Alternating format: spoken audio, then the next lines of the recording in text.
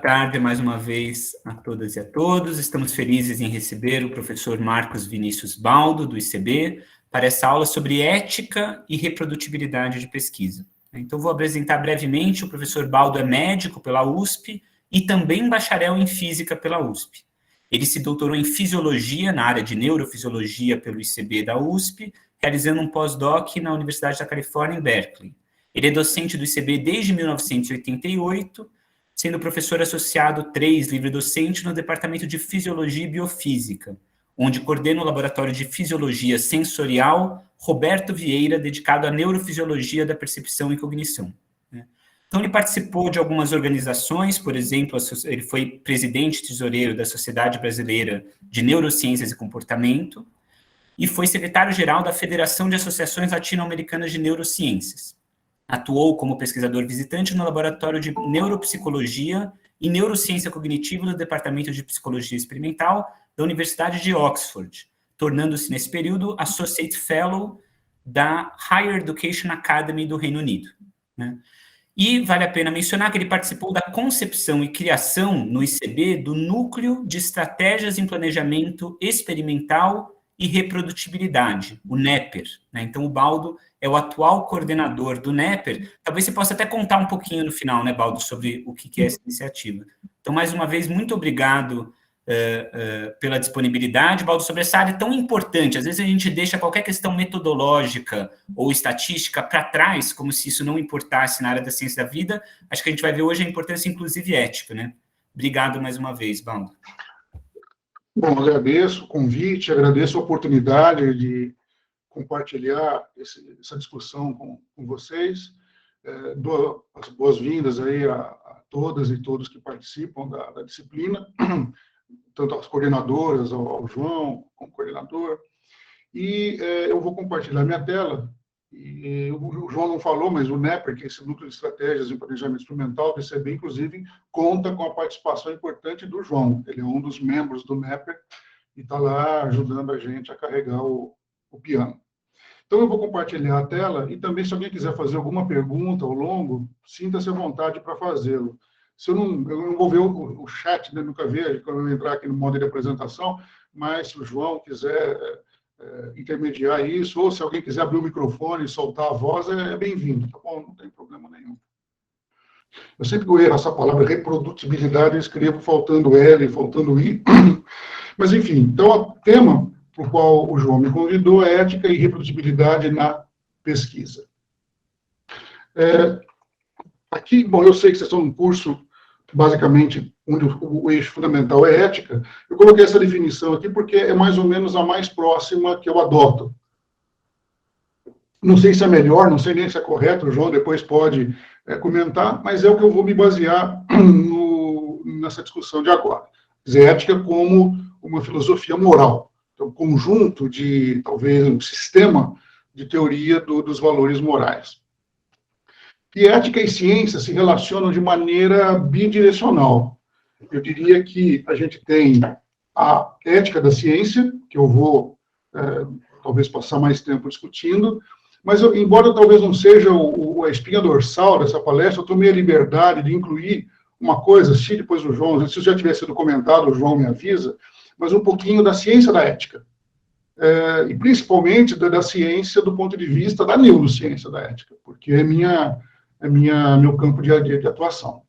Então, eu vou começar falando primeiro, como uma discussão prévia, sobre a ciência da ética. Isso até para mostrar que a ética, como talvez uma forma de pensamento, né, um problema filosófico, pode ser abordado, às vezes, até por instrumentos científicos, dentro da metodologia científica.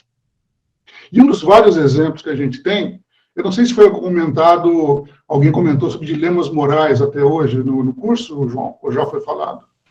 Houve alguma discussão, Baldo, mas assim, acho que não com o enfoque que você vai dar, me parece. Tá, vamos ver. Bom, se for, você me avisa, talvez tenha uma redundância aí, se houver uma sobreposição grande, você me avisa, por favor. Sobre ética da ciência, perdão, sobre ciência da ética não falamos, viu? Não, isso não foi abordado.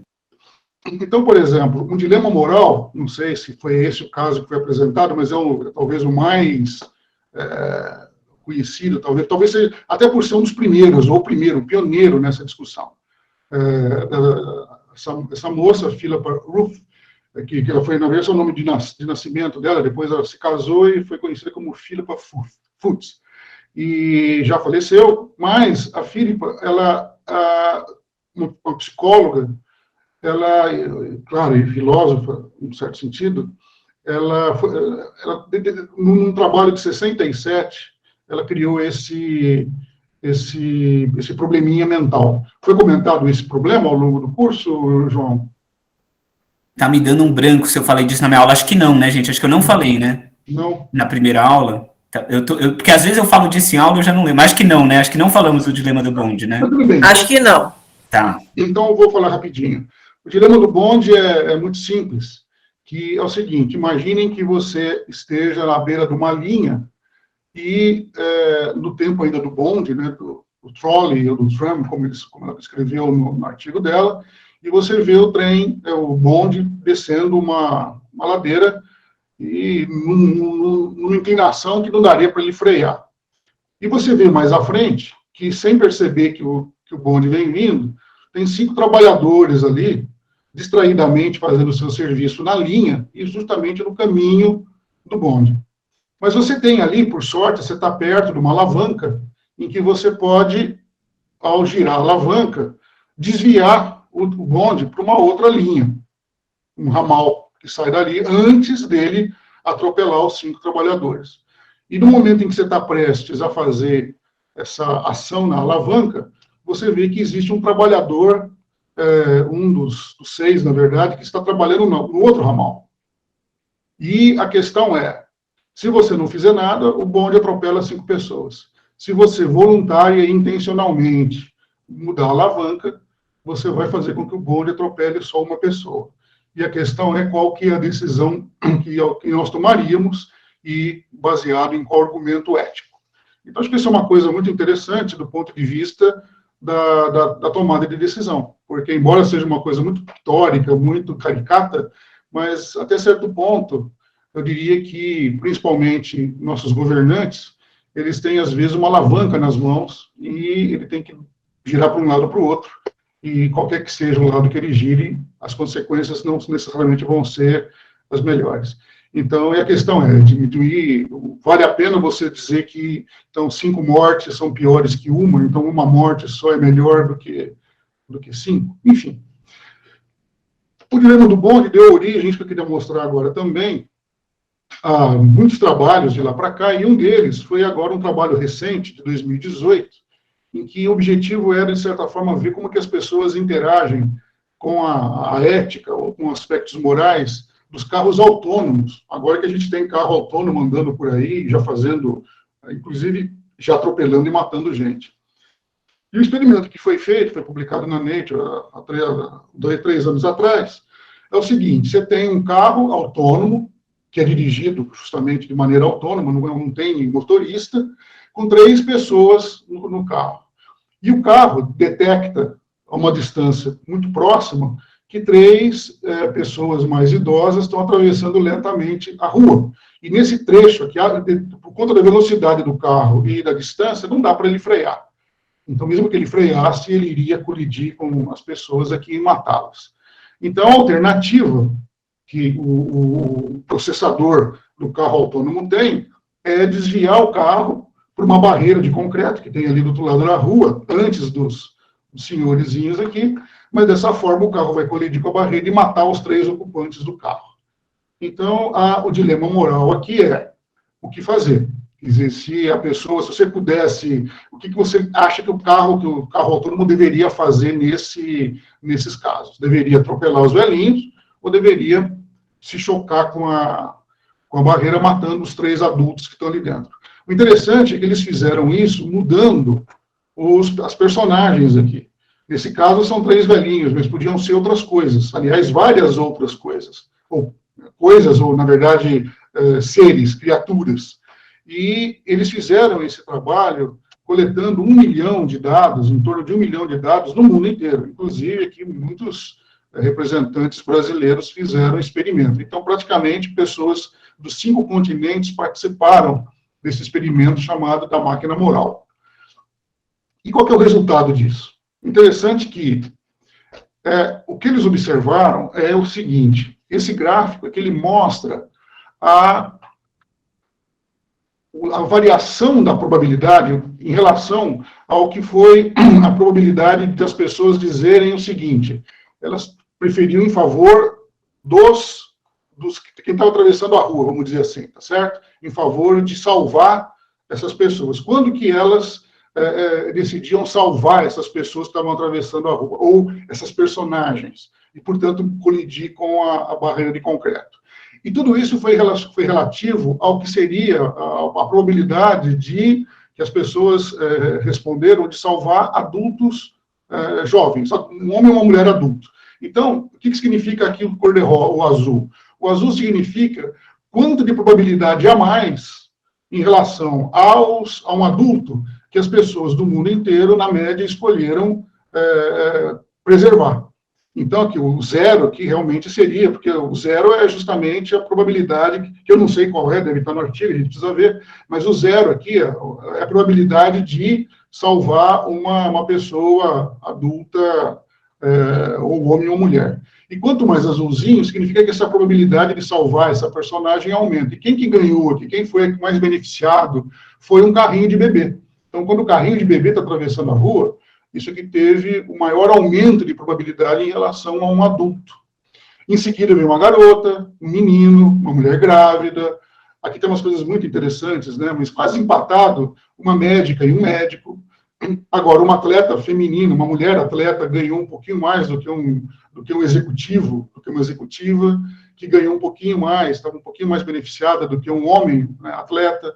E assim vai. Até que, por exemplo, quem está chegando já na minha casa etária, né, um old man, eu perco, por exemplo, do sem teto, que não é problema algum. Até fico feliz, porque aqui é o contrário, aqui, na verdade, em rosinha, quem está rosinha tem menos a probabilidade de ser salvo do que um adulto normal que eu digo, adulto jovem, nem velho, nem jovem, nem outra coisa qualquer, só um adulto, um homem e uma mulher. Mas, felizmente, então perder de um sem-teto não tem problema algum. Eu acho que, e fico feliz em estar na frente de um cachorro. Né? Mas olha que interessante, um cachorro é mais culpado do que um criminoso, do que um ser humano que, na historinha que foi contada para as pessoas, tinha cometido um crime. E, para minha decepção, eu tenho 2 gatinhas, o gato foi aqui o ser, a personagem menos favorecida de toda a lista que foi utilizada. Isso mostra várias coisas, eu não vou entrar em detalhes aqui, quem quiser ler esse paper, é muito interessante, esse artigo, mas mostra que muitas coisas podem ser reveladas a partir de um experimento muito simples, feito no computador, mas que avalia vamos dizer assim, que no fundo revela. Agora, se isso aqui é o que as pessoas fariam de fato, é outro aspecto. Aquilo é o que elas dizem que fariam, ou que elas acham que fariam, mas não necessariamente o que elas fariam no momento que ela tivesse realmente lá, por exemplo, como outro na beira da linha para puxar a alavanca ou não. E para mostrar que existe uma ciência, outro exemplo de ciência, da ética, é o fato de que essas decisões podem ser feitas, inclusive, num ambiente mais, vamos dizer, instrumental, em que você pode, por exemplo, fazer um trabalho de neuroimagem. Aqui, no caso, é uma ressonância funcional que vê a atividade cerebral, nesse exemplo, nesse trabalho, durante o engajamento emocional, durante o julgamento moral. Quer dizer, no julgamento moral, qual que era o engajamento moral dessas pessoas aqui, isso pode ser revelado por técnicas de neuroimagem. Isso aqui é de 2001, um trabalho mais recente, fez uma coisa parecida também com ressonância funcional. Essa é uma meta-análise, na verdade, que reuniu um conjunto de dados de vários outros trabalhos, mostrando áreas envolvidas tanto na avaliação moral de uma terceira pessoa. Então, isso daqui era dizer, os voluntários, nesse caso aqui, são as áreas que foram ativadas nas pessoas enquanto elas estavam julgando uma decisão de uma terceira pessoa, e aqui quando elas estavam sendo responsáveis por uma decisão moral. Então, aqui é uma decisão, uma decisão própria, e aqui é a avaliação de uma decisão de outra pessoa. Então, a gente consegue, né, inclusive, entender melhor a base neural dessas decisões ou dessas avaliações, mostrando que julgamentos morais podem, sim, ser estudados do ponto de vista neurocientífico. Mas agora, o principal do que eu vou mencionar está relacionado com a ética da ciência. Lembrando que na nossa relação, na nossa rede de relações, uma cientista se relaciona com em vários níveis. Por exemplo, ela se relaciona com os objetos de estudo, que podem ser animais, pessoas, ou até simulações computacionais. Ela se relaciona com seus pares, que podem ser de vários tipos, e também ela se relaciona com a sociedade num nível hierárquico maior. E os problemas éticos aqui mudam. Por exemplo, em relação aos animais, que são um objeto de estudo, a preocupação ética aqui é em manter a menor quantidade de animais que vão perder a vida no experimento, ou o sofrimento que eles vão ter durante o experimento. Nesse nível aqui de relação com os pares, outros aspectos éticos são relevantes. Por exemplo, o respeito que você tem que ter com um colega, o fato de você não tentar usar qualquer estratégia para prejudicar um colega em benefício próprio, roubar dados, coisas que podem acontecer e acontecem aí nos laboratórios do mundo afora. Com a sociedade, as relações são outras. Por exemplo, o tipo de pesquisa está usando dinheiro público de uma maneira que seja, vamos dizer, justificada, ou o resultado de uma pesquisa pode ter consequências que sejam deletérias para uma sociedade. Enfim, então, para cada nível hierárquico das nossas relações, a gente tem que, talvez, entender quais são os aspectos éticos relevantes naquele momento. Do ponto de vista, só para mostrar que falar de simulação e ética com objetos inanimados parece uma coisa muito de ficção científica, mas o próprio Turing, Alan Turing, que é o pai da computação, da inteligência artificial, ele já colocou um problema nos anos 50 que já previa a necessidade da gente, em algum momento, considerar se uma máquina pensa. E se uma máquina chegar à conclusão, se nós chegarmos à conclusão que uma máquina pensa, qual que é o nosso direito, por exemplo, de desligar uma máquina quando ela está fazendo um processamento extremamente elaborado? Seria o equivalente a matar um organismo pensante. Para dar alguns exemplos já mais drásticos do problema ético na ciência, eu queria contar 3 casos rápidos. O primeiro é desse moço, o Jan Hendrik Schon, que era doutor pela Universidade de Constance, foi para o Bell Lab, ele ganhou prêmios ao longo da carreira, no início da carreira dele, Outstanding Young Investigator, e publicou, na época, vários artigos em revistas de alto impacto, tanto da área da física como Nature e Science. No entanto, a partir de 2002, 2003, percebeu-se, eu acho que até uma física, uma pesquisadora que era física em Princeton, ela notou que em vários artigos dele, o ruído que ele colocava no que aparecia como no gráfico, o gráfico de ruído que ele comparava com o gráfico, era o mesmo. Quer dizer, como que o ruído vai ser? O sinal até podia ser o mesmo ruído, quer dizer, como que o ruído num trabalho era o mesmo ruído que no outro trabalho publicado depois?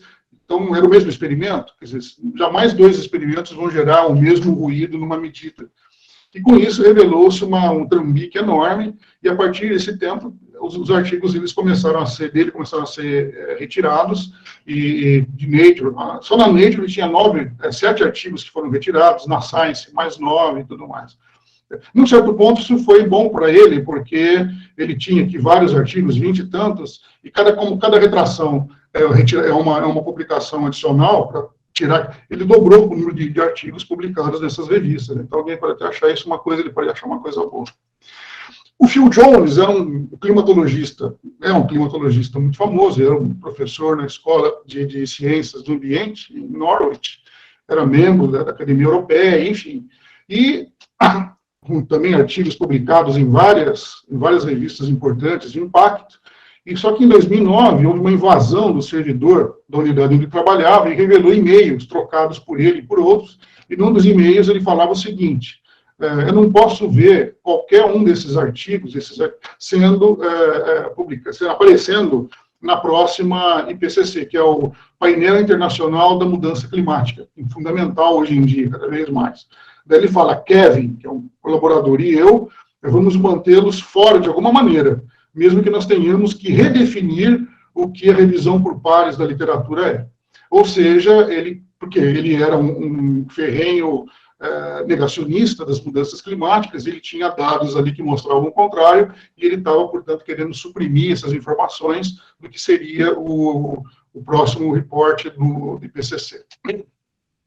E um caso bem mais conhecido, do Andrew Wakefield, um britânico, que acho que, se não me engano, hoje já foi para os Estados Unidos, e continua fazendo as mesmas coisas que ele fazia antes, ele, em vários momentos, ele manifestou essa crença. Eu acredito que há uma relação causal entre sarampo, cachumba e rubéola, a vacina, né, sarampo, cachumba e rubéola, e o autismo, em muitas crianças, por várias razões. Então, todo mundo sabe que isso foi uma das manifestações anti-vacina e que prevalece até hoje. Felizmente, hoje, a gente não ouve mais falar de nenhum movimento anti-vacina, ninguém que se manifeste contra a vacinação, felizmente. Né? Não sei se em algum lugar a gente ouve isso, mas...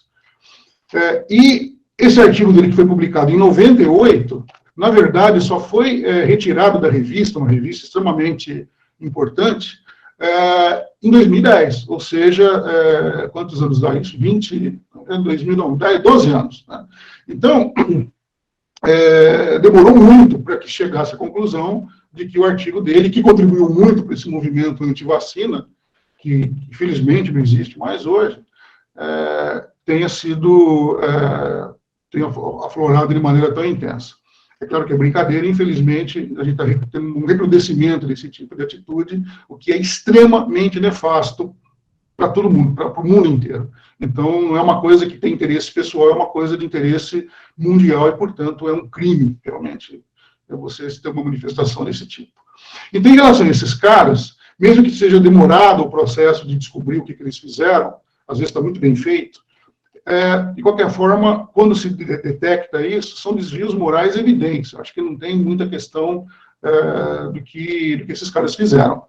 Agora, a questão fundamental para nós é o seguinte: como traçar essa linha supostamente nítida que separa condutas éticas de não éticas? E uma vez feito isso, como que a gente sabe de qual lado dessa linha a gente está? Então, talvez essas são duas questões que, se não deveriam assombrar, se não assombram a gente no dia a dia, deveriam passar a assombrar no bom sentido, ou seja, cada um de nós cada vez mais se preocupar em traçar essa linha e decidir para que lado a gente fica. Mas tem uma saída, olha. A pesquisa científica é uma atividade objetiva, realizada em um cenário de racionalidade, isento de contaminação emocional e despojado de preferências subjetivas, cuja meta é a busca imparcial da verdade. Infelizmente, ciência é isso. Eu acho que todo cientista sério deveria concordar com isso. Me perdoe-me, eu quis dizer, todo cientista sério e ingênuo deveria concordar com isso, porque, na verdade, isso daqui é um mito. E um mito, infelizmente, que muitos de nós acreditam. E, como todo mito, deveria ser absolutamente varrido da face da Terra, devia ser exilado nos anéis de Saturno, e, portanto, mito é uma coisa com a qual nós não deveríamos conviver em nenhum momento. E, infelizmente, às vezes, eles são inevitáveis. Na ciência, pelo menos, a gente pode tentar dar um jeito nisso. Para entender isso, vamos ver uma coisa que também eu acho que é importante, explica algumas coisas que eu gostaria de discutir aqui hoje, e é o ciclo percepção-ação. Nós interagimos com o mundo, a gente pode dizer que nós percebemos o mundo de alguma forma, o ambiente ao nosso redor. Isso passa por mecanismos cognitivos, como atenção, memória, emoção, e nós agimos sobre o mundo por um conjunto um repertório enorme de ações. Então, tudo que nós fazemos, no fundo, pode ser rotulado de uma ação. Até a nossa imobilidade. Então, a nossa imobilidade motora, ou a nossa, vamos dizer, a nossa omissão é uma ação concreta. E toda ação passa, independentemente de qual seja, por um processo de decisão. Agora, o interessante em decisão é uma coisa extremamente estudada em várias ciências, na economia, na matemática, nas ciências da inteligência, nas ciências da computação e, claro, na neurociência. Do ponto de vista neurocientífico, tem modelos que colocam dentro uma decisão feita num contexto decisional, ela vai passar, como que a gente faz isso? Como que a gente toma uma decisão no momento em que a gente tem que decidir? Então, o contexto decisional é aquele momento em que nós temos que decidir alguma coisa. Ela passaria por uma avaliação cognitiva, a gente avalia isso de forma cognitiva. Claro que isso pode ter algum tipo de interação com uma avaliação emocional, mas é essa avaliação cognitiva que determina a nossa decisão. Esse é um modelo Quem quiser entender melhor essa distinção, eu recomendo esse artigo aqui, que não é novo, mas é muito interessante, que está no Trends in Cognitive Sciences. No entanto, existe uma alternativa para esse modelo, que particularmente é um modelo que tem sido também estudado, e eu particularmente é o modelo que eu adoto. Qual é ele? Então, nesse caso, a gente chamaria de avaliação cognitiva, esse modelo. Mas um outro modelo alternativo, que, como eu falei, que é o que eu particularmente prefiro, vem do contexto decisional, em que nós temos que tomar uma decisão, mas isso passa agora por uma avaliação emocional, por uma heurística afetiva. Essa avaliação emocional é que vai, na verdade, determinar as nossas decisões. E as nossas decisões, agora, elas vão para um processo de racionalização cognitiva, em que a gente vai justificar, de forma racional, o porquê que nós tomamos aquela decisão. Claro que essa racionalização cognitiva pode ter as suas relações com os aspectos emocionais, a avaliação emocional, mas, de qualquer forma, eu prefiro acreditar nesse modelo, porque ele explica coisas que, eventualmente, menos ingenuamente do que o outro modelo é capaz de explicar. Então, vamos ter em mente daqui para frente que qualquer decisão que nós tomemos, por mais que a gente consiga explicá-la do ponto de vista racional, muito provavelmente essa decisão não foi tomada baseada exclusivamente numa avaliação cognitiva. Ela está contaminada, para não dizer inteiramente definida, por processos emocionais que nos caracterizam e vão sendo formados ao longo das nossas vidas. E essa é a heurística afetiva. Isso explica, em grande parte, os nossos vieses. O que é um viés? Um viés é uma tendência a tomar uma determinada decisão e, portanto, tomar uma ação, sem que a gente tenha uma consciência clara daquilo. Eventualmente, nós não temos nenhuma clareza cognitiva. E como que a gente tem esse viés? Por conta das nossas heurísticas afetivas.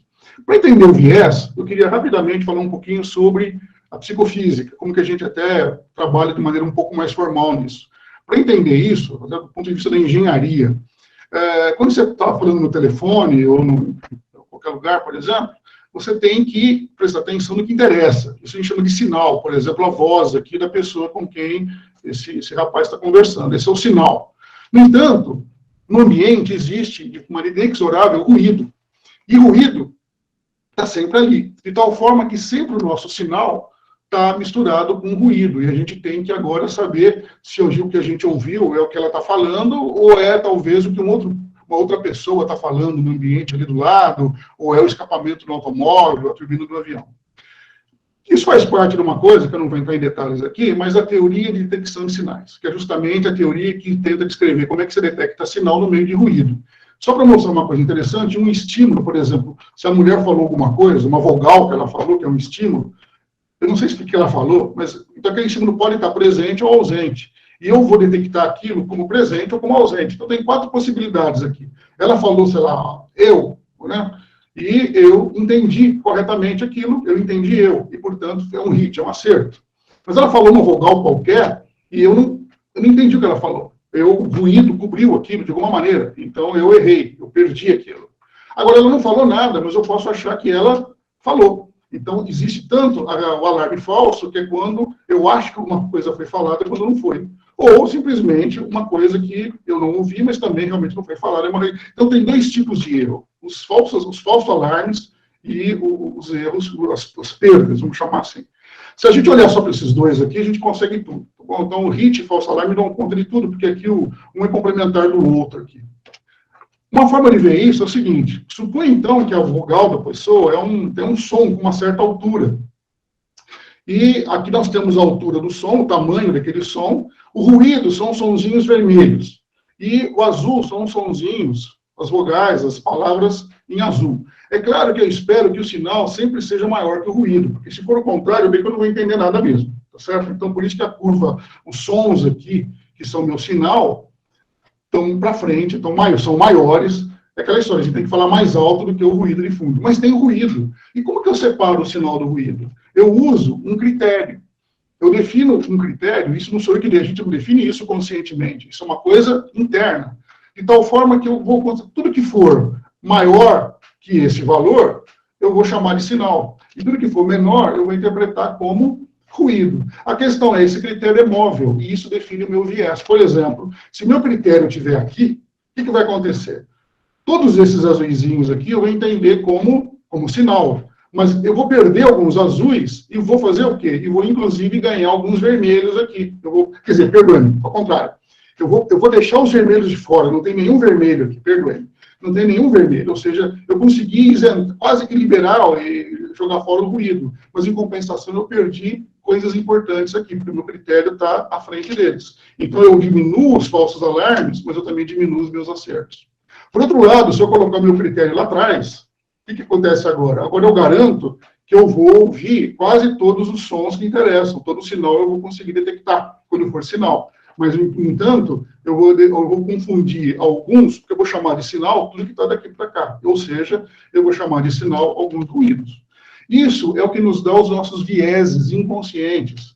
E interessante é que essa mesma matemática que a gente acabou de usar lá, que eu acabei de mostrar, ela vale quando a gente faz um teste laboratorial. Se eu vou no laboratório, por exemplo, aliás, uma consulta médica, se eu vou fazer uma consulta médica, ele me ausculta para saber se eu tenho alguma doença ou não, ele está submetido ao mesmo processo decisional, um processo decisional análogo ao que eu acabei de mostrar.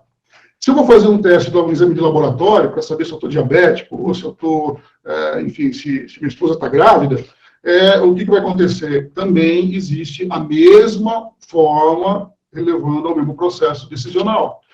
E o teste estatístico, isso que a gente faz toda vez que a gente termina um experimento, é exatamente a mesma coisa. O chamado efeito significativo é um hit. Já o erro do tipo 1, o que é? É um falso alarme. O erro do tipo 2 é uma perda, um miss.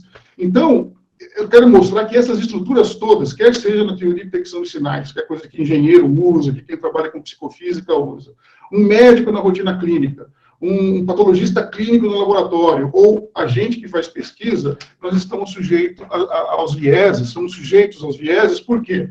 Porque todas essas decisões, elas têm, de certa maneira, o mesmo formato matemático. Só que o teste de estatística, o teste de hipótese, ele é usado de maneira absolutamente corrente e fundamental na ciência, na pesquisa científica. E, portanto, é por aqui que a gente tem que lembrar que isso aqui abre a porta para que todos esses problemas entrem dentro da pesquisa científica.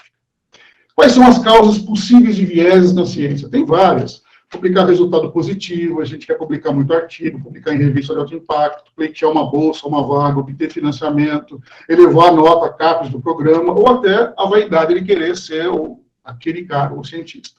Tudo isso faz com que a gente tenha vieses em um sentido mais do que em outros. As características dos vieses na ciência são várias. Eles são generalizados, provavelmente generalizado, o viés acontece de forma generalizada na ciência, majoritariamente não detectado, ou seja, a gente faz isso sem se dar conta, seguramente ensinado e aprendido, ou seja, isso passa de orientador para aluno e aí por diante, e certamente danoso para o processo científico. Consequências dos vieses abalam na reprodutibilidade científica, que eu vou comentar daqui a pouco, desperdício de recursos, desvios de políticas públicas, porque a ciência, obviamente, é importante para informar a decisão política, distorção do mérito acadêmico, porque às vezes o melhor cientista não é aquele que necessariamente tem mais números em algum seu currículo, e é claro que isso pode levar eventualmente a um descrédito da população na comunidade científica, como infelizmente a gente tem visto ultimamente, por conta, inclusive, de certos mitos. Como que a gente evita um viés na ciência? Primeira coisa, não tem como evitar. Não dá para evitar qualquer viés. Mas dá para reduzir. E para fazer isso, a primeira coisa é saber que eles existem. E sabendo que eles existem, é a gente fazer uma autocrítica para questionar nossas próprias decisões nos momentos, pelo menos, mais importantes. E, claro, rever, sempre que possível, essas decisões sobre um conjunto mais amplo de valores. Então, ouvir opiniões, aprender mais e tentar repensar o que a gente tem decidido. Para quem quiser ver um pouquinho mais sobre o problema do viés, do bias na ciência, eu recomendo esse artigo, não é muito novo, mas muito interessante, publicado na Nature, que é justamente qual é o processo, olha, fique alerta com os problemas, vamos dizer, com os cracks, né, com enfim, essas coisas que vão se quebrando no bias, quais são as grandes brechas que isso causa. E a gente entra na crise de reprodutibilidade, que é, se não a mais nefasta, do ponto de vista do resultado científico. Claro que você pode ter coisas nefastas por conta das políticas públicas, por conta de outros aspectos, mas dentro do que interessa para o cientista, que é a qualidade do seu trabalho, a coisa mais nefasta que pode acontecer é aquele trabalho não ser reproduzido, não ser reprodutível. E a gente vive hoje no mundo, no Brasil e no resto do mundo, uma crise de reprodutibilidade. Para entender isso, eu vou fazer um diagrama aqui, que eu particularmente uso com frequência, que é o seguinte, também é um diagrama ingênuo para tentar entender esse ciclo de investigação pela qual todo pesquisador e toda pesquisadora está envolvido. Tudo começa com uma pergunta, uma tese, um problema que a gente quer responder, uma teoria, uma ideia. Isso nos leva a um planejamento experimental. Aqui tem vários aspectos, não vou me deter neles, porque cada um deles merece uma discussão à parte, mas esse é o momento que a gente planeja o nosso experimento. A partir daí, a gente vai ou para a coleta dos dados, ou eventualmente, como é indicado em muitos casos, a gente vai fazer um experimento piloto, um estudo piloto, que vai coletar informações necessárias para que a gente possa coletar os dados com mais segurança. Uma vez coletados os dados, eles vão ser, obviamente, submetidos a uma análise estatística, inicialmente descritiva e depois inferencial, em que a gente vai tentar fazer. E o teste de hipótese, que eu mencionei alguns slides atrás, entra justamente nessa etapa de uma análise estatística inferencial, em que eu vou tentar agora confirmar ou não uma hipótese prévia, que eu já tenho que ter lá atrás.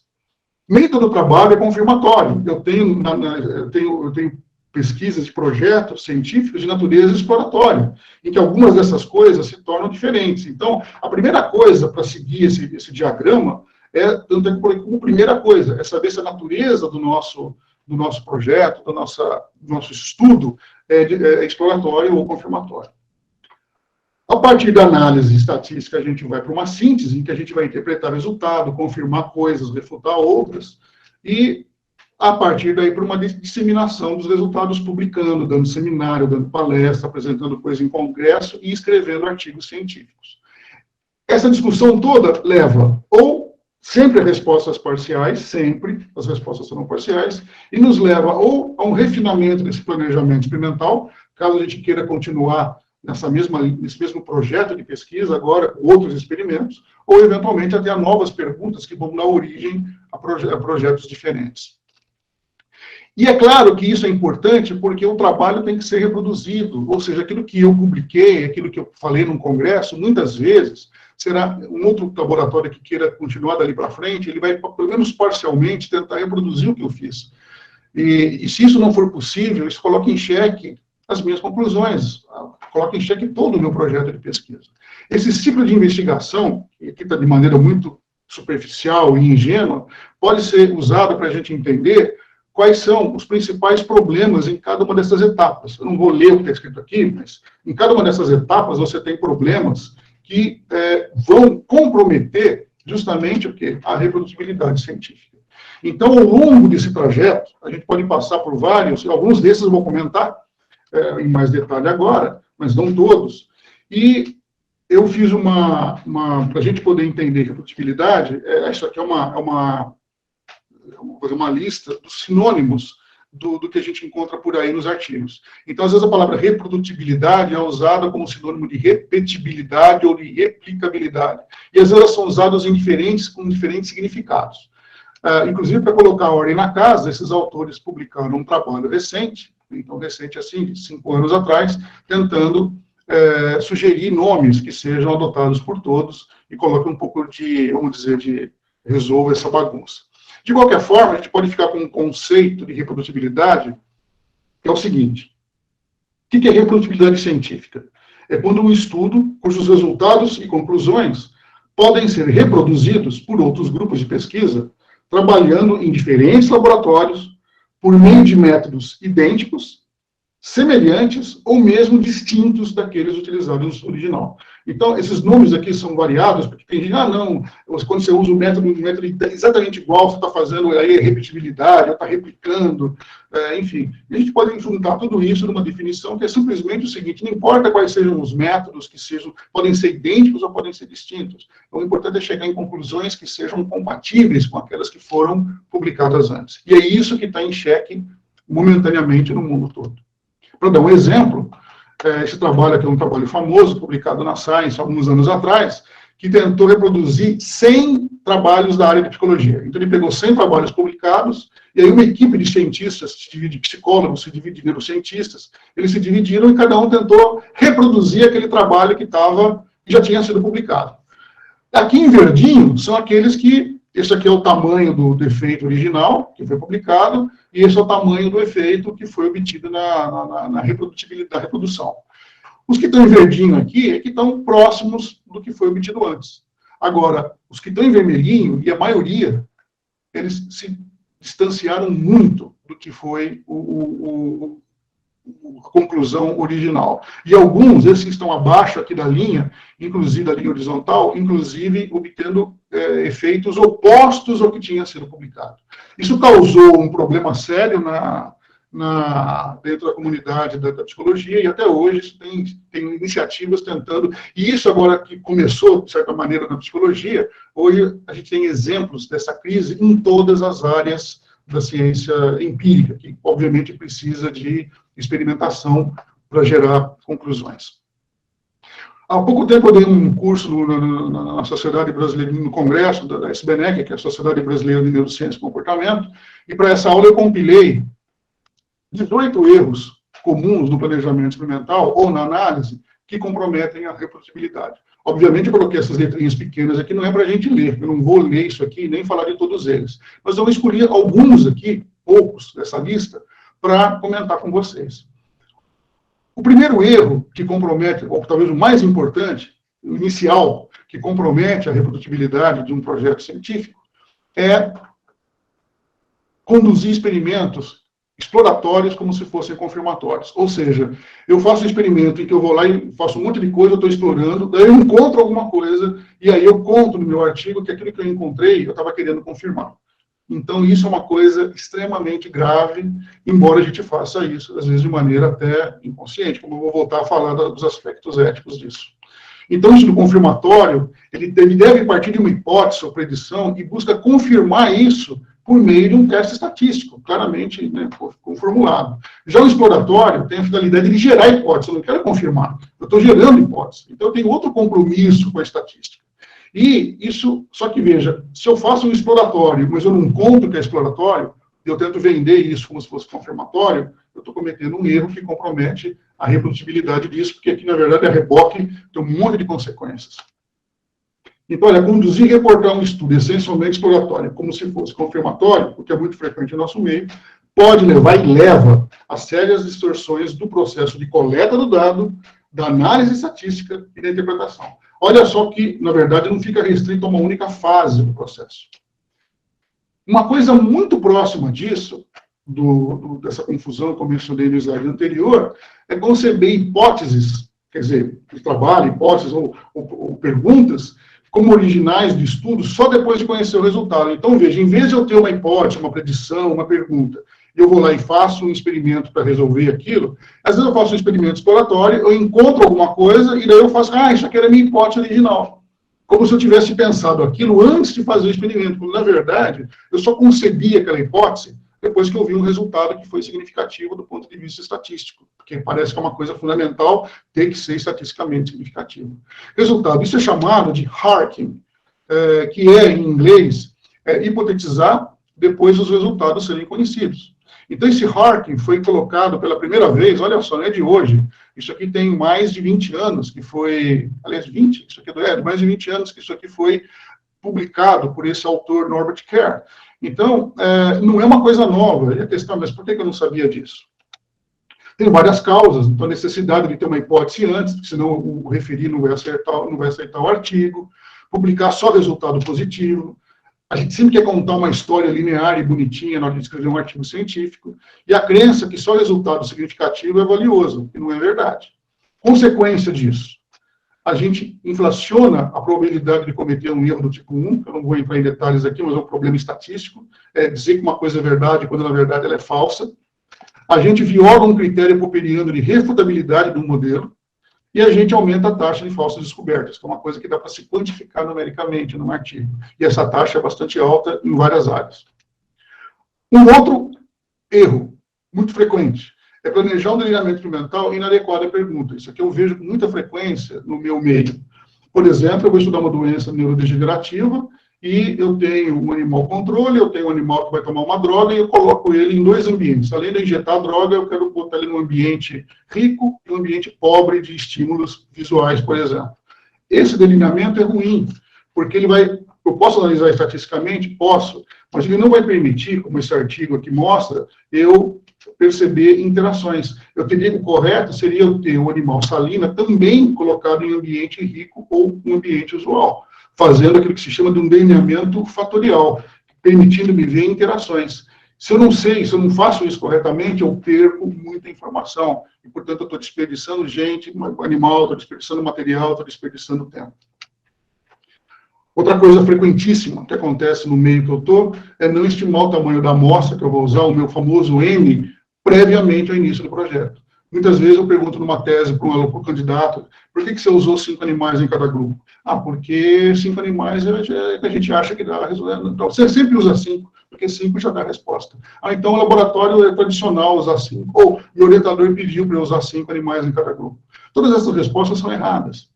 Então, o poder estatístico de um experimento, que é justamente a probabilidade de encontrar um efeito quando ele existe, ou seja, se tem alguma coisa lá, é a probabilidade de encontrar aquele efeito, quando o N é baixo, o poder estatístico cai muito. E o poder estatístico depende do tamanho do efeito, depende da variabilidade dos meus dados e depende do tamanho da amostra. Os 2 primeiros eu não tenho controle. Eu não vou controlar o efeito que minha droga tem. Eu também não controlo a variabilidade dos meus dados, mas eu posso controlar o tamanho da amostra. Então, o único jeito que eu tenho de aumentar esse poder estatístico de experimento é usando o N correto. E só para dar um exemplo, se eu não fizer esse cálculo, aqui, por exemplo, adotando um nível de significância de 5%, que é o usual, por várias razões, e se eu quiser um poder estatístico de 80%, ou seja, se eu quero ter 80% de chance de encontrar um efeito quando ele existe, se o tamanho do efeito for grande, aqui 0,8 é um tamanho de efeito grande, eu vou precisar só de 26 animais. Mas se o tamanho do efeito, vai que eu tive o azar e o orientador pediu para fazer um experimento, e que o poder está aqui, o tamanho do efeito da minha droga é pequeno. Eu iria precisar de 175 animais. E se eu não tiver esse cálculo feito antes, eu vou embarcar num projeto, numa dissertação de mestrado, em que eu deveria usar 175 animais. Eu ponho 5 em cada grupo. E qual que é a consequência disso? Fracasso, depressão, eu vou ficar chateado, eu vou achar que a ciência é uma porcaria, eu vou querer ir embora para casa e nunca mais voltar. Então, na verdade, muitos problemas que a gente enfrenta hoje no dia a dia do laboratório, às vezes poderia ser resolvido com a percepção de que, olha, eu não posso fazer um experimento com 175 animais, então deixa eu passar para outra coisa. Utilizar um tamanho insuficiente, digamos que ele não saiba, a pessoa não saiba isso, e daí ela usa 10 e não 175. O que vai acontecer? O poder estatístico vai ser baixo, ela vai aumentar a probabilidade de cometer um erro agora do tipo 2, que é não detectar o efeito quando ele existe, ela vai inflar o tamanho do efeito quando, por sorte, por mero acaso ele for detectado, e vai de novo aumentar a taxa de falsa descoberta, que é um conceito numérico aqui que eu não vou entrar em detalhes, mas, de certa maneira, é quanto que eu estou descobrindo de coisas erradas e publicando de coisas erradas no experimento. Outra coisa é experimentar diferentes testes estatísticos até obter um resultado significativo. Isso é muito comum que as pessoas brinquem com teste. Eu faço um teste paramétrico, depois um não paramétrico, eu vou fazer um pós-teste de Tuck, ou um pós-teste de Mankiewicz, enfim. A pessoa fica brincando com os vários testes que, às vezes, o software faz, até encontrar. A hora que encontrou um P menor que 5%, opa, legal, agora eu posso discutir com o meu orientador, porque ele não vai brigar comigo. Porque se eu levar um negócio que não deu significativo, o meu orientador vai brigar comigo. Esse talvez seja uma das coisas mais terríveis que um orientador pode fazer com um estudante, um doutorando, uma doutoranda, ou qualquer que seja. Isso é chamado de p-hacking, ou seja, ficar brincando, é hackear o P. Então, o p-hacking é ficar fazendo um monte de coisa, por exemplo, usar teste estatístico, um teste que tem unicaudal e não bicaudal, sem justificar, tentar um monte de teste até encontrar algo que seja significativo, fazer comparações múltiplas sem corrigir para o erro do tipo 1, analisar muitas variáveis dependentes também sem as devidas correções, fazer transformações dos dados, a logarítmica, a cosseno, até encontrar alguma coisa, excluir outlier, eu vou lá, puxa vida, esse número aqui está muito diferente, eu fiz esse experimento aqui, acho que o ratinho devia estar com piolho, então deixa eu jogar fora esse dado aqui, porque ele não se conforma com o que eu queria que desse. Mas não é um critério estatístico esse. Então, o outlier, para ser outlier e para a gente jogar fora um número, tem que ter critério para fazer isso. Não é simplesmente porque ele não está se adequando ao que você gostaria que acontecesse. E outra coisa muito comum, que a gente vê todo dia, é a pessoa aumentar o N até conseguir um resultado. Eu vou lá e faço 10 animais, ou 5, como eu falei no começo. Não deu, eu aumento para 10. Não deu significativo, eu faço mais 5 para 15. Bom, uma hora vai dar. Então, fazer esse tipo de análise interina, que é o nome, é incorreto. Tem formas corretas de fazer análise interina, em que você vai corrigindo as coisas ao longo desse processo, mas não simplesmente ir aumentando o teu N até obter um número que seja um resultado que seja significativo. Isso aumenta a probabilidade de cometer o erro do tipo 1, ou seja, detectar um efeito quando ele não existe, de novo, aumenta a taxa de falsas descobertas. E aí, até esse rapaz aqui, esse senhor, foi um prêmio Nobel, ele falou uma coisa que a gente até ouve de vez em quando por aí. Né? Se você torturar os dados por tempo suficiente, eles confessarão qualquer coisa. Então, isso aqui, o p-hacking, é a tortura inescrupulosa dos dados. Outro erro é selecionar e publicar só aquilo que foi significante estatisticamente, significativo.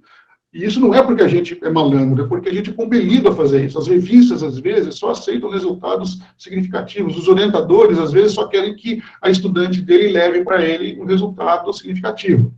Tá certo? E isso faz com que a gente fique, às vezes, fazendo aquilo que é chamado de cherry picking, que é escolhendo a cerejinha do bolo e joga fora todo o resto que não deu aquilo que a gente queria. E essa prática conduz àquilo que é chamado de viés de publicação, também chamado do problema da gaveta, que é o seguinte: tudo que não deu significativo fica na gaveta. O que deu significativo a gente publica. Isso cria uma distorção justamente na taxa das descobertas, das falsas descobertas, da taxa de falsas descobertas. Aumenta a taxa de falsas descobertas. Então, isso aqui também é um problema antigo, muito antigo, isso aqui é antes dos anos 80, final dos anos 70, e, portanto, não tem por que a gente dizer que não conhece isso. Isso está publicado há 30 anos, 40 anos, na verdade. Voltando àquele diagrama inicial, já estou indo para o encerramento, todos esses problemas aqui poderiam ser, não digo eliminados, mas pelo menos atenuados. Olha que interessante, embora eles se espalhem por todas as fases desse ciclo de investigação, eles poderiam ser atenuados por um planejamento experimental bem feito. Um planejamento experimental bem feito, do início de um projeto, ele vai conseguir, eventualmente, prever esses erros, ou atenuar esses erros em todas as fases desse processo de investigação. E, eventualmente, contribuindo também para diminuir essa crise de reprodutibilidade que a gente vive. Para isso aqui é o último diagrama que eu quero apresentar, é uma coisa que eu penso como uma possibilidade, no sentido da gente entender os aspectos agora mais éticos ou morais, eventualmente, do processo científico. A gente pode dizer que nós transitamos nesse meio aqui, entre a ignorância científica e o conhecimento científico. Nenhum de nós aqui tem pleno conhecimento científico, e nenhum de nós aqui tem plena ignorância científica. A gente está nesse contínuo, em algum ponto desse gradiente aqui. Um conhecimento científico, no caso pleno, leva às boas práticas científicas. Quer dizer, alguém que tem um conhecimento científico pleno, ele pode realmente executar, ele tem todo o instrumental para exercer boas práticas científicas. Agora, a ignorância científica também, olha que coisa interessante, pode levar a boas práticas. Vou dar um exemplo. Alguém, por exemplo, que sabe que precisa fazer correções múltiplas, normalmente fazer comparações múltiplas, ele precisa fazer uma correção do E do alfa, uma correção de Bonferroni, enfim. Ele não sabe por quê. Essa pessoa, ela sabe o que ela tem que fazer, mas ela não sabe por que ela faz, ela não sabe de onde veio, ela não sabe quais seriam as consequências se ela não fizesse aquilo. Então, tem uma boa dose de ignorância ali. Mas essa boa dose de ignorância, mesmo assim, se não ajuda, pelo menos não atrapalha a pessoa exercer, fazer uma ciência utilizando-se de boas práticas. Então, não necessariamente conhecimento científico, até porque, como eu falei, ninguém aqui domina plenamente o conhecimento científico. A gente está nesse intervalo. Então, essa parte aqui de cima é a parte tranquila. A gente não vai pensar que não precisa se preocupar, que nós não precisamos nos preocupar com desvios morais. Agora, alguém que tem um conhecimento científico pleno, perto do pleno conhecimento, está mais próximo dessa extremidade aqui, pode muito bem ter uma atividade que leva a má conduta. Então, aqueles exemplos que eu citei lá no começo são pessoas inteligentíssimas, muito bem preparadas, com uma formação extremamente, vamos dizer, extremamente profunda e articulada, e, no entanto, eles usaram esse conhecimento científico para deliberadamente entrar numa prática que era de uma conduta científica. Então, a pergunta nesse caso é, houve um desvio moral nesse exemplo? A resposta, indubitável, pelo menos para mim, é sim. Não tem discussão que aí houve um desvio moral. O problema maior, que eu acho que a gente tem que talvez, prestar mais atenção, na minha opinião, em relação à parte ética, quer dizer, o aspecto ético da prática científica, a ética da pesquisa, é no momento em que a ignorância científica nos leva a más condutas. Por quê? Porque, nesse caso, a questão é, se eu estou ignorando algo, e eu estou fazendo alguma coisa que é questionável, está claramente questionável, não precisa ser uma má conduta no sentido de ser criminoso, mas pode ser uma má conduta no sentido de ser questionável do ponto de vista ético. Então, pode não ser criminoso, mas certamente não é moralmente correto. A questão é, se eu não sei o que eu estou fazendo, isso justifica essa minha má conduta? É uma discussão importante, a gente pode ter essa discussão nos próximos minutos, mas uma resposta que eu tenho para isso, para essa pergunta agora, existe um desvio moral aqui? Eu acho que talvez esse desvio moral precisa ser contextualizado, talvez ele dependa. E, na minha opinião, ele depende daquilo que eu chamaria de uma fronteira metacognitiva. O que é metacognição? É um conceito também que tem aí seus 40 anos, 50 talvez. Metacognição é a ideia de que o que é cognição? É o fato de a gente poder aprender, ter memória, atenção. Esses são os nossos processos cognitivos. Então, um exemplo de processo metacognitivo, um processo cognitivo primeiro, é eu aprender algo. Então, se eu vou lá aprender alguma coisa, eu estou fazendo aula de música, então, às vezes eu tenho dificuldade de aprender, eu posso aprender mais rapidamente, eu posso aprender mais lentamente e tudo mais. Isso é cognição. Aprendizado faz parte da nossa cognição. O que seria a metacognição? É eu perceber que, por exemplo, eu estou tendo dificuldade de aprendizado. Eu não estou aprendendo como eu gostaria de aprender, ou como, talvez, uma referência, algum critério me diz que eu deveria aprender. Então, eu tenho consciência sobre a minha cognição. Eu tenho uma espécie de... Cognição vem do latim, né, que é conhecer. Então, eu estou conhecendo algo sobre minha própria cognição, que é o fato de eu não só não aprender algo, mas eu estou percebendo que eu não estou aprendendo. Eu posso até perceber, se eu tiver uma metacognição talvez mais profunda, por que eu não estou aprendendo? Eu posso até tentar buscar entender as causas que estão me levando a eu não aprender como eu gostaria e, portanto, tentar contornar esse problema. Isso é metacognição. E, nesse caso, por que eu chamaria de uma fronteira metacognitiva? Porque, por exemplo, eu vou dar um exemplo agora do Harking, que é hipotetizar depois que os resultados são conhecidos. Eu vou ser sincero, vou fazer uma confissão aqui, gravada. Eu fiz Harking na minha vida. Eu conheço, meus colegas provavelmente fizeram, e eu fiz, porque eu não sabia que quando eu encontrava eu fui ensinado, inclusive, que quando eu encontro alguma coisa, eu preciso contar uma boa história. Então, às vezes, eu faço um experimento que tem várias... Depois, o que eu faço? Na hora de contar aquilo, eu fui numa cadeia linear e conto como se tudo tivesse acontecido. Eu fui lá, eu tinha essa ideia, daí eu consegui esse experimento, daí eu fiz aquele experimento, e eu fui lá e confirmei a minha ideia inicial. Quando não foi nada disso que aconteceu. O que aconteceu foi que eu não sabia o que fazer, meu orientador pediu para fazer um monte de coisa, eu fiz lá um monte de coisa, algumas não deram nada, outras deram, e aquelas que deram eu transformei no quê? Na minha pergunta original. Eu inverti a ordem das coisas. E isso eu já fiz porque eu fui ensinado a fazer isso. Nesse momento, essa minha ignorância científica me levou a uma conduta questionável. do ponto de vista científico, e, portanto, talvez um desvio moral. Mas, que culpa eu tenho eu? É um desvio moral, vamos dizer, intencional? Ou pode ser chamado de desvio moral? Eu não sei, é uma pergunta que eu gostaria de levar para o debate. Por outro lado, no momento em que eu descobri que eu não posso fazer isso, que hacking é uma coisa comprometedora, é uma coisa do ponto de vista do planejamento experimental e da ciência, da prática científica, é uma coisa errada, eu não posso continuar fazendo, porque agora eu sei sobre aquilo. E no momento em que eu sei sobre isso, por exemplo, se um colega que sabe que ele tem que usar uma análise de variância para fazer uma coisa, mas ele não faz, ele continua usando o TST, porque ele não sabe usar análise de variância. Mas, embora ele não saiba usar análise de variância, ele sabe que ele estava fazendo uma coisa que não deveria. Então, existe ali um passo além, existe um passo metacognitivo. Nesse caso, não tem desculpa. Então, o desvio moral, ele pode não ser um desvio moral, na minha opinião, se eu tiver para cada fronteira metacognitiva, naquele momento em que eu não tenho consciência das minhas próprias limitações. Mas no momento em que alguém me falou, no momento que eu assisti um seminário, que alguém falou isso para mim, no momento que eu li um artigo que falava, olha, você não pode fazer isso, porque isso, você não pode inverter a ordem das coisas que aconteceram, porque você tem que ter transparência total. Quando você escreve um artigo, e transparência total significa contar como as coisas foram feitas. Nesse momento, se eu fizer a mesma coisa que eu fazia no começo da minha carreira, agora sim eu vou estar cometendo um desvio moral.